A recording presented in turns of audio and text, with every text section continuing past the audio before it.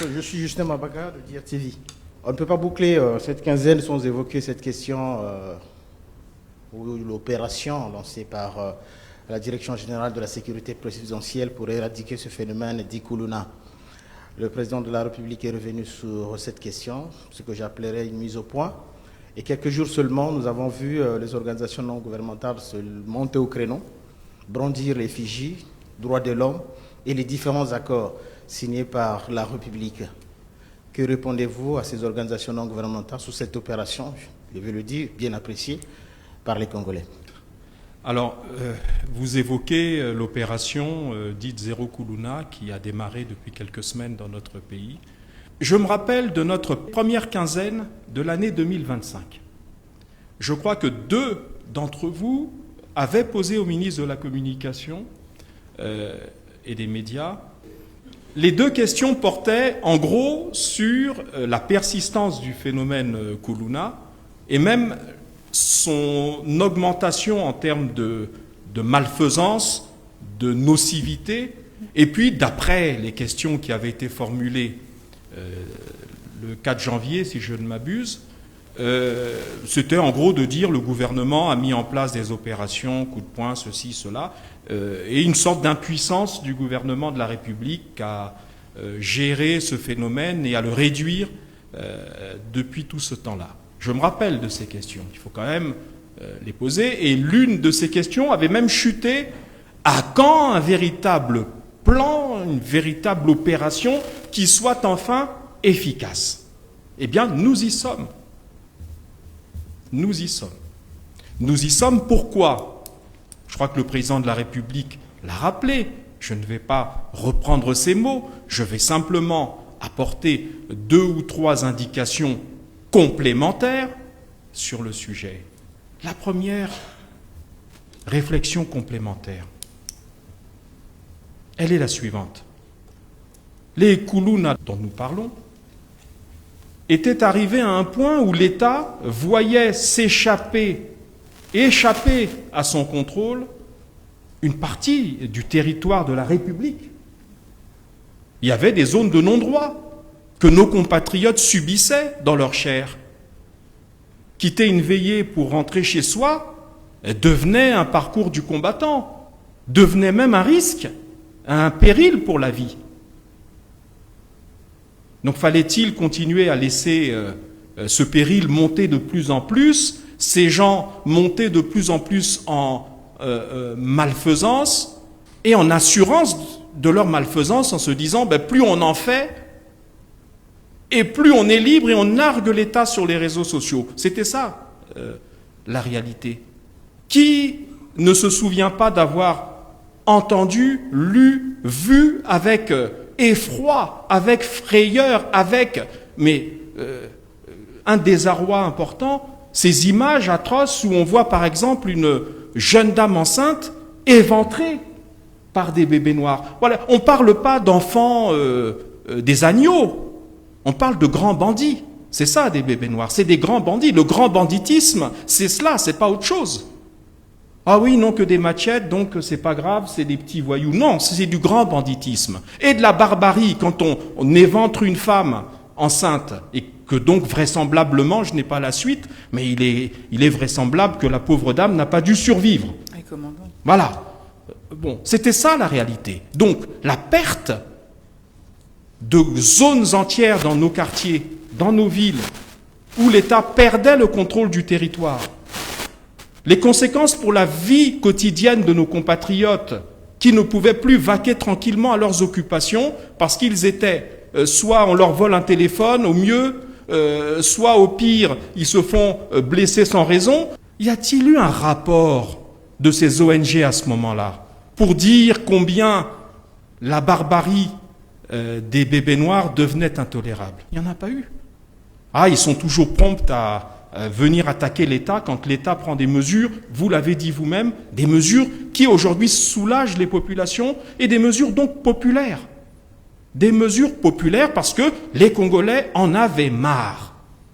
Et le président de la République qui est comptable de l'avenir de nos compatriotes, qui est le père de la nation, a pris cette décision salvatrice qui consistait à dire les deux éléments principaux de la force publique en la matière, c'est-à-dire la police et la gendarmerie, n'y suffisant plus, il fallait donc y adjoindre un autre corps de la force publique, parce que, contrairement à ce que certains, disons, juristes nous disent, la DGSP est un élément de la force publique. Je vous lirai d'ailleurs le décret, les extraits du décret qui organise et permet le fonctionnement de la Direction générale de la sécurité présidentielle tout à l'heure.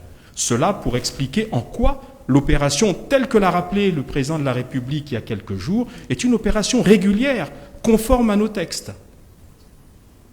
Fallait-il que l'État continue à laisser ces bandits, ces grands bandits agir de la sorte? Parce qu'à un moment donné, on serait passé probablement de la machette à l'arme à feu, et puis ensuite à l'arme lourde. Et nous avons vu, nous voyons des exemples où les gangs, c'est-à-dire les groupes de bandits, ces gangs ont fini par dominer l'État, à prendre le dessus sur l'État, à devenir plus puissants que l'État. Je crois que, sans que je fasse un impair diplomatique, mais je crois qu'on peut tous rappeler l'exemple malheureux de la République sœur d'Haïti, première république noire d'ailleurs de l'histoire du monde. À Haïti, aujourd'hui, le pays est désorganisé parce que les gangs, donc leurs bébés noirs à eux, ont dominé l'État. Donc fallait-il que nous laissions la situation arriver à ce point de bascule où on serait passé de la machette, qui est déjà un acte barbare, à la possession et à l'utilisation d'armes, d'armes létales, encore plus létales que les machettes et autres armes blanches, et puis pourquoi pas un jour des armes lourdes pour concurrencer l'État et le dominer. Non, le président de la République, chef suprême des armées, commandant en chef de la force publique, parce que c'est cela la réalité administrative et juridique, a pris cette décision parce qu'il fallait éviter que nous en arrivions à ce moment de bascule.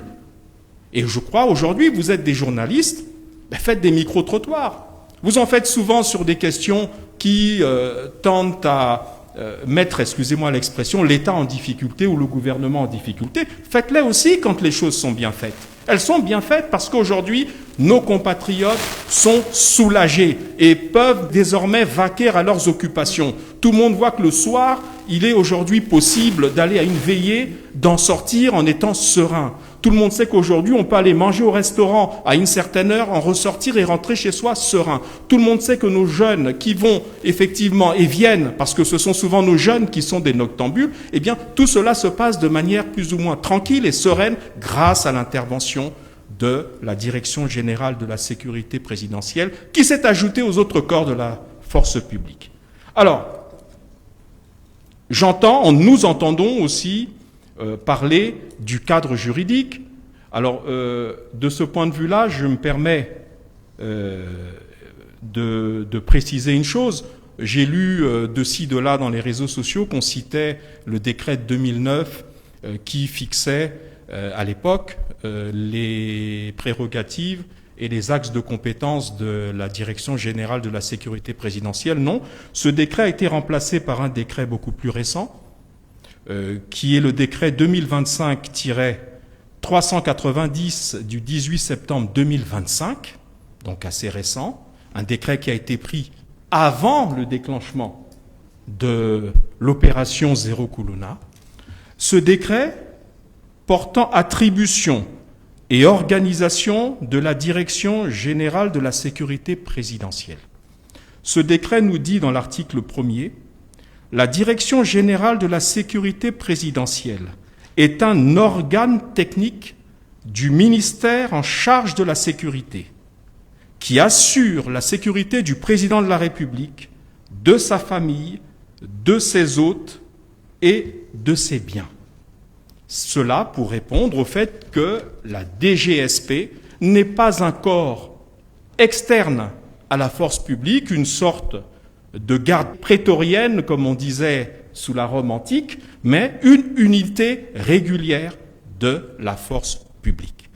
En ce qui concerne toujours à l'article 1er ces prérogatives, je vous en lis 2 ou 3 qui sont en rapport avec notre objet. Elle a notamment pour compétence de lutter aux côtés d'autres forces de sécurité contre toute menace visant la stabilité des institutions, l'intégrité physique des personnes et leurs biens, ainsi que la sûreté et la sécurité nationale. Elle est chargée également de contribuer en permanence au rétablissement de la sécurité et de la paix civile au plan national. Enfin, elle est chargée de participer au maintien et au rétablissement de l'ordre public en cas de nécessité, de participer en cas de besoin aux côtés des autres forces de sécurité, aux opérations de sécurité publique, de tranquillité publique et de sécurité publique. Nous avons là les éléments juridiques qui encadrent l'opération actuellement menée, pas seulement par la DGSP, mais par l'ensemble de la force publique.